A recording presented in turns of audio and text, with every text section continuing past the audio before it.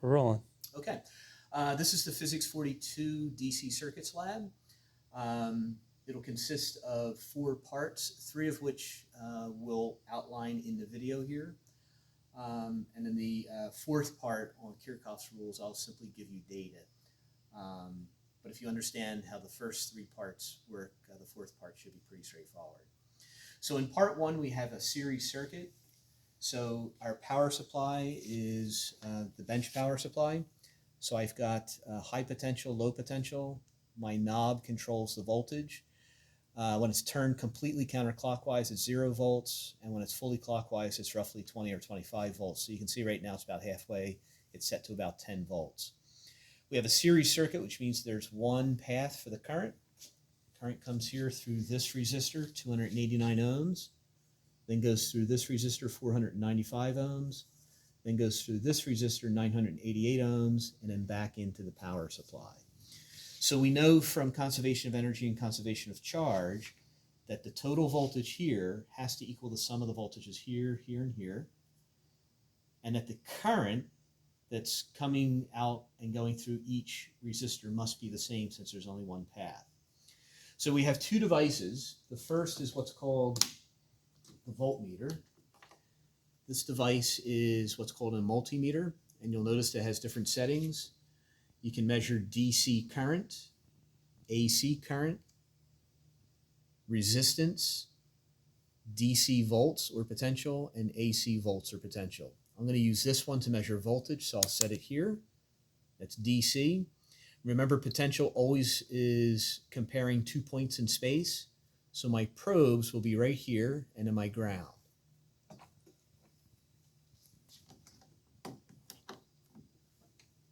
I have these nice sharp points, a red and a black, to measure the potential difference between each point. Okay. To measure current, I'm going to have a similar device, another multimeter. But now I want to measure DC amps or current, so I'll turn it all the way this way. Now if you notice, there's 2 settings over here for current. One is listed as 10 amps, one is listed as 300 milliamps. Unlike the voltmeter setting, you actually have to send current through this. So if you imagine current is similar to a fluid, this device could only withstand a certain flow of liquid through it. If the flow exceeds a certain, or what its limit is, you'll break the device. And the same thing with current.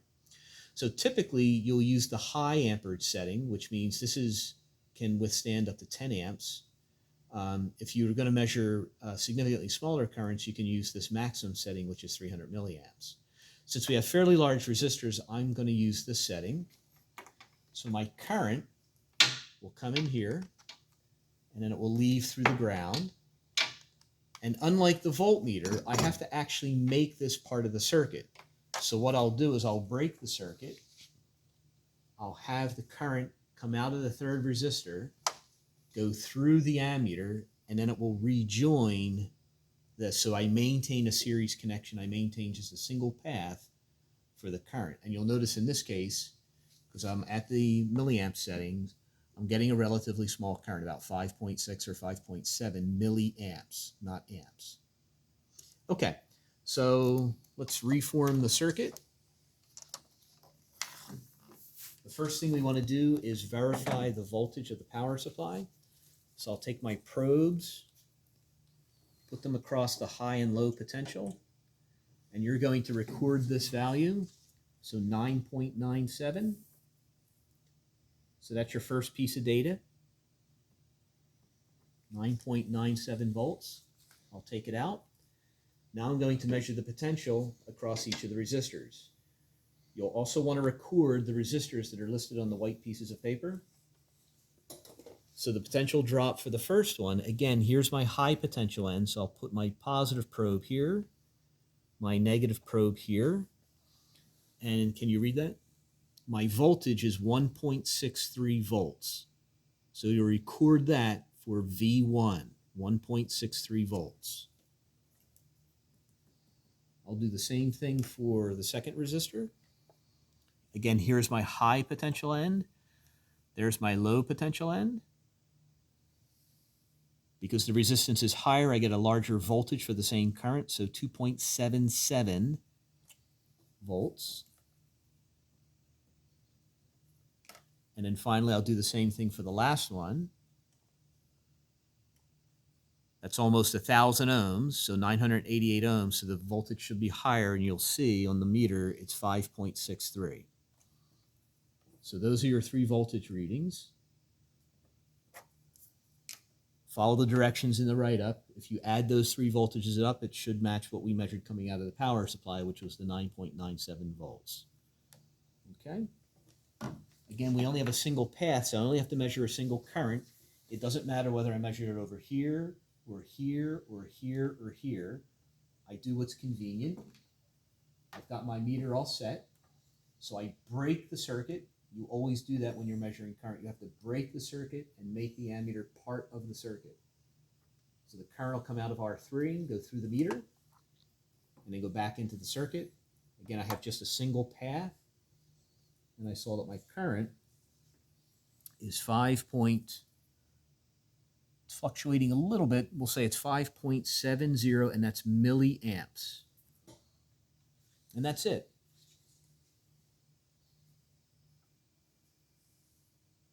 Okay, so again, this is Physics 42, the DC Circuits Lab. This is part 2. In part 1, you had 3 resistors of known resistance values that were hooked in series. We're going to take the same 3 resistors and connect them in parallel. Remember, parallel means multiple paths. So I want to show you what this looks like and how it's different from the diagrams that you're used to seeing, because what you actually connect using these macroscopic resistors looks a lot different than what you see on the diagram. So again, what I have is my tabletop power supply. It's set at roughly 10 volts. My high potential current comes out here. I'm going to put it right here going into R1. Now I'm going to treat that point there as my node. So I have to split my current. Some of it will go through R1. I'm going to put some of it and put it into R2. And I'm going to take some of the current that's going into R2 and I'm going to split it off and put it into R3. Okay, so it looks like we actually have 2 nodes. This is a little bit different than the diagrams that we drew. If you watch my finger, the current comes in the red wire, splits. Some goes through the 289 ohm resistor, some goes out this way. What goes out this way splits. Some of it goes through the 495 ohm resistor. The remainder, what's left over, will end up going through the 988 ohm resistor. Now I got to bring all those currents together and put them back into the low potential of my power supply. So what I'll do is the exact same thing.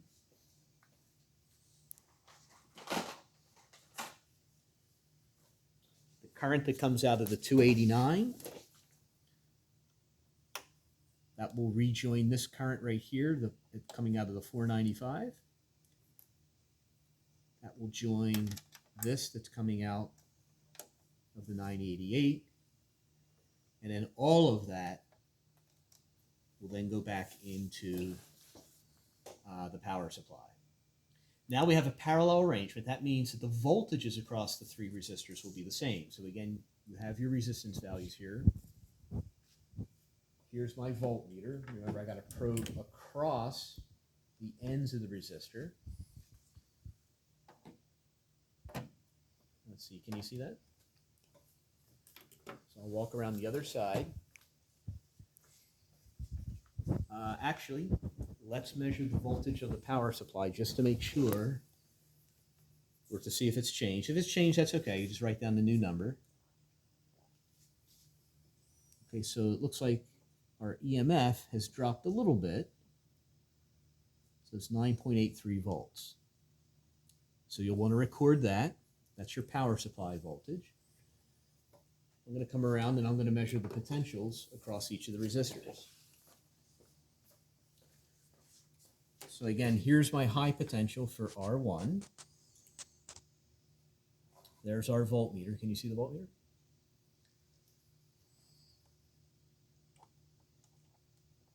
So it looks like it's 9.8, we'll say it's 9.83 volts.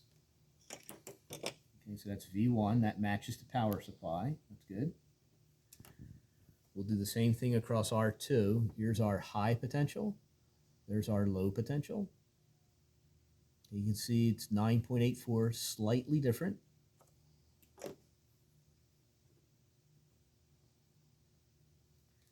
And then we'll do the same thing for R3. Here's my high potential and my low potential. And you get 9.87. Or it looks like a 9.8. So we can get that to stabilize. We'll say 9.87 volts. Okay. So we see that the power supply voltage and the voltage across the three resistors is essentially the same. There's a slight deviation, but it's well less than 10%. So now what we have to do is measure the current that's coming out of the power supply and then the current that's going through the each resistor. So again, remember, current is always more difficult to measure because you got to break the circuit. So let me pull this out.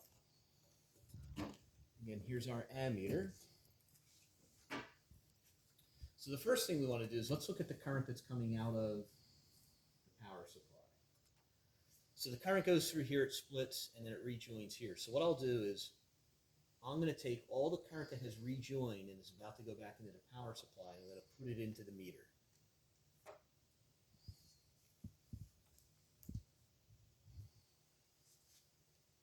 Now, because these are in parallel, the overall resistance, the equivalent resistance is going to be lower. So chances are there's a lot more current coming out of the power supply. So just to be safe, I'm going to put this in the 10 amp position.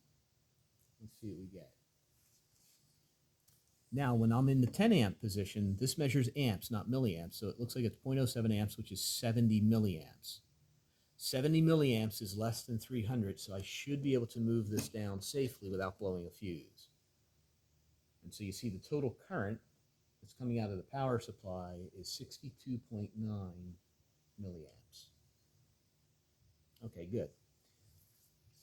Take that out, reform the circuit. Now I'm going to measure the current going through here, the current going through here, and the current going through here. Okay, so again, we have to break the circuit 3 times and put the meter in each of those times. So think about this. Current's coming through here, the total current that we just measured, and then it splits. I want to measure the current that's just going through here before it rejoins. So what I'll do is I'll take this off. The current that's coming out of here, I'm going to put through the ammeter. After it goes through the ammeter, I'm going to put it back so it can rejoin the rest of the circuit, like that. And you'll notice that number is 33.8 milliamps. Okay. Take the ammeter out before you do anything else. The rule is take this off and reform the circuit. Look at what you just reformed and make sure you get back to the original circuit that you had. If you do this too quickly, it's very easy to make a mistake.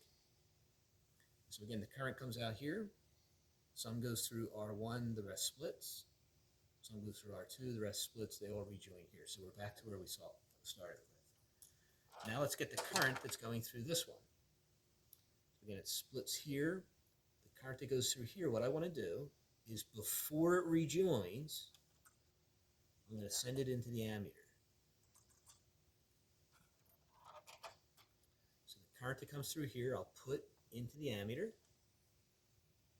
And then when it comes out of the ammeter, I will have it rejoin this one and this one. So all I've done is I've basically moved the node. Let's see here.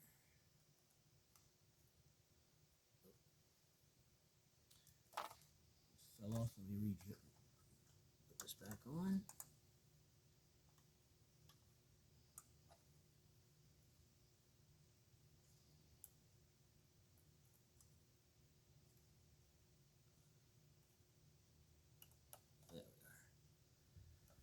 Okay, so let's make sure that makes sense. The current that comes through R2 is going to go through the ammeter. It comes out, and then it rejoins the one that's coming from R1, and then the one that's eventually going to come out of R3. So all I've done is I've moved the node from here out to here. And our reading is 20.4, what is that, 20.4 milliamps.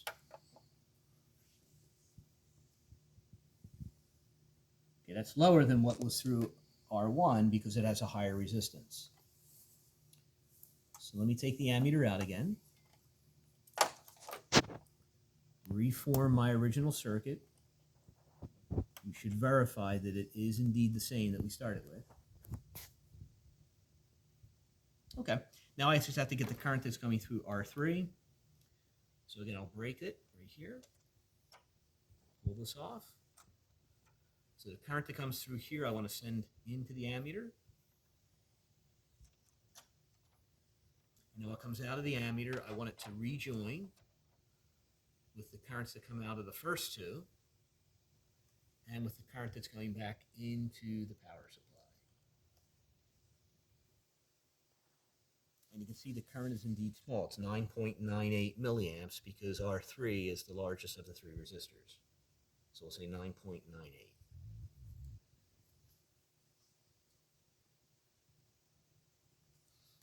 Okay.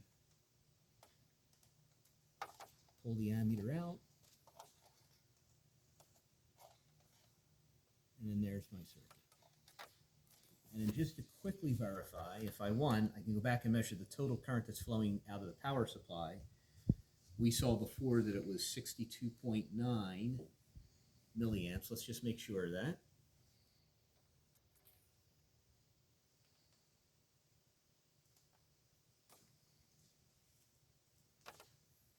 And you can see that it is indeed 62.9. So everything looks consistent. It looks like we're getting results that make sense. Okay. Okay, this is the DC circuits lab part 3, the RC circuit. What we have here is a capacitor. This should look familiar from the capacitance lab. It's 1,320 microfarads. And then we have a nice large resistor here. It's 104,000 ohms. The product of these two gives the time constant. So when you work that out, you'll notice the time constant's pretty big. So when we either charge the capacitor through the resistor or discharge it, it's going to take a long time for the voltage to drop or grow. And so that gives us a way to take a lot of data points and fit it to a curve and see if it matches the exponential growth or the exponential decrease or decay that we saw in class. So the first thing is you've got your circuit right here. This is what you see in the write-up. You'll notice that there's a switch here and there's a junction right here. When the switch is closed, this resistor is so large that all the current will basically go through the capacitor and charge it very quickly. When I open the circuit, that removes the power supply, and then the capacitor will discharge through this resistor. Since the time constant is very large, because the resistance is large, it'll take us an appreciable amount of time for the voltage to drop from its maximum down to 0. And then, of course, we have our voltmeter here across the resistor. This is not part of the circuit. This is just probing from one end of the resistor to the other. So this nice simple diagram is pretty simple to understand, but in practice, like we saw with parallel circuits, the actual arrangement can look a lot different. So I'm going to guide you through it. We're going to come out of the high potential of the power supply.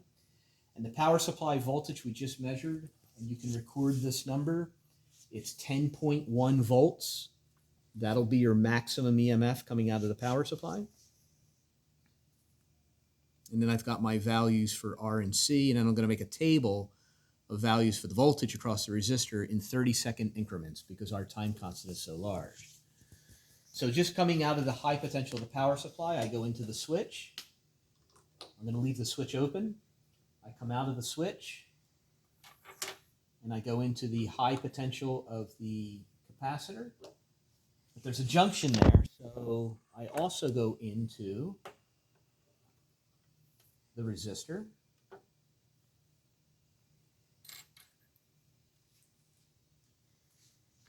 It'll come down like this. Okay, so again, here on the diagram, we have a junction right here. I'm going to go into the high potential end of the capacitor and also into one end of the resistor. That's what I did right here. High end of the capacitor, one end of the resistor. Okay, then I come out of the resistor, and I'm going to go back into the power supply. So come out of the resistor, go into the low potential of the power supply, but then I also have to come out of the low potential of the capacitor and go back into the power supply. So I will do this. Hold that steady. And bring it back here. And like that. So Rusty, if you take sort of an expansive view, show them what the circuit looks like. Okay. Now I've got a timer here.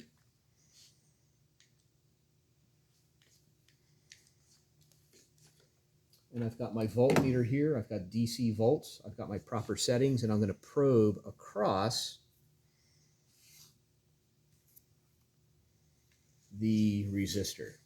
So my high potential is here. So if I put my high potential lead of the voltmeter here, I should get a positive reading when it's discharging.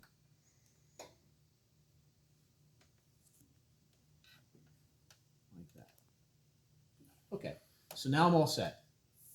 And I'll simply record some values, and we'll do it on the video for maybe 3 or 4 values, and then I'll give you the complete table. That'll be part of your lab write-up. So now what I'm going to do is I'm going to close the switch. When I close the switch, that will charge the capacitor. Okay. You'll notice that because the resistor is in parallel, I get the same reading, 10.1 volts. Now that the capacitor is fully charged, I'm going to open the circuit and start the timer. Now you can see the voltage is dropping. So I'll wait for my first reading at 30 seconds. So it started at 10.1 volts. It's dropping down to now it's about 9.3 volts. So the fully charged capacitor is discharging through the resistor. So the resistor is heating up. So my first reading at 30 seconds looks like it's going to be 8.35 volts. I'll wait another 30 seconds. So we're getting a nice decay. So we saw in class the voltage should drop significantly early on and then flatten out. And so our rate of decay should get smaller and smaller. So at 60 seconds, we're coming up, it looks like we're going to get about, looks like 6.90 volts.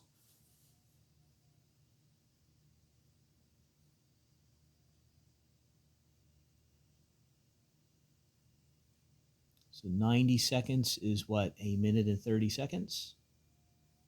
It's coming up, it looks like we're getting about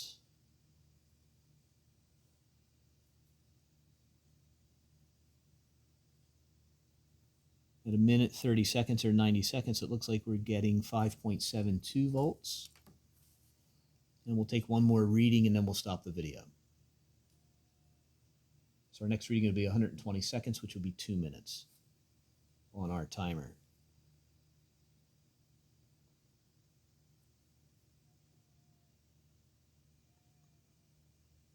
So coming up on 2 minutes, looks like our voltage across the resistor is going to be 4.74 volts. Okay, now what I'll do is I'll let this run for several more minutes and take a set of data, but those first 4 data points, you'll see them in your table. And then what you'll do is follow the directions, fit it to a curve, and see how closely it matches to the theoretical curve. And that's it.